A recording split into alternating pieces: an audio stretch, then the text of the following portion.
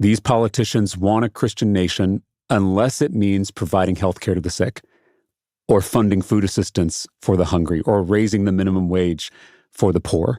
And so it seems like they want to base our laws on the Bible until they read the words of Jesus. Welcome the stranger, liberate the oppressed, put away your sword, sell all your possessions and give the money to the poor. I mean, I'm not exactly sure a Christian nation is really what these people want. Again, I believe the separation of church and state is sacred. I think a nation with one supreme religion is not just un-American. I also think it's un-Christian, given how Jesus taught about religious supremacy. But I do think if these people are going to call for a Christian nation, they need to reach for all of it. And that is, I fought the bill to require the 10 Commandments posted in every classroom.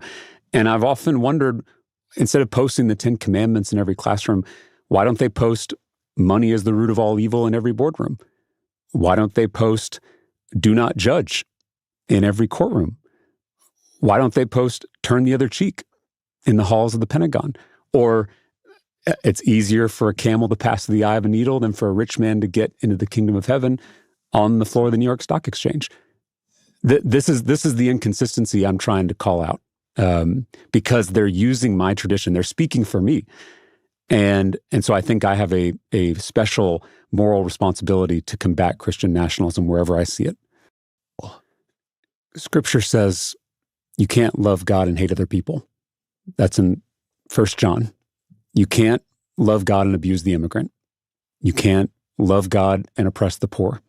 You can't love God and bully the outcast. We spend so much time looking for God out there that we miss God in the person sitting right next to us, in that neighbor who bears the divine image. In the face of a neighbor, we glimpse the face of God. All of this is rooted in your tradition. All of the commandment to love God and love neighbor is not from Christianity. It is from Judaism. And all Jesus is clarifying as kind of a radical rabbi is that neighbor is the person you love the least.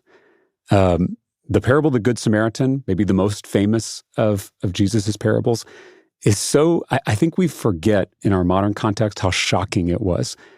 Because today, being a Good Samaritan just means helping people on the side of the road, which is good. You should do that. But for Jesus' listeners in the first century, the Samaritans were not just a different religious group. The Samaritans were their sworn enemies. And so he is pushing the boundaries on how we define neighbor, in who we're supposed to love. Loving our enemies? I mean, again, it's become trite in a culture dominated by Christianity, but none of us actually do that. None of us actually love our enemies, even if we say we try to. And so, yeah, I share the same revulsion that Christians in the halls of power are blatantly violating the teachings of Christianity on a daily basis and hurting our neighbors in the process.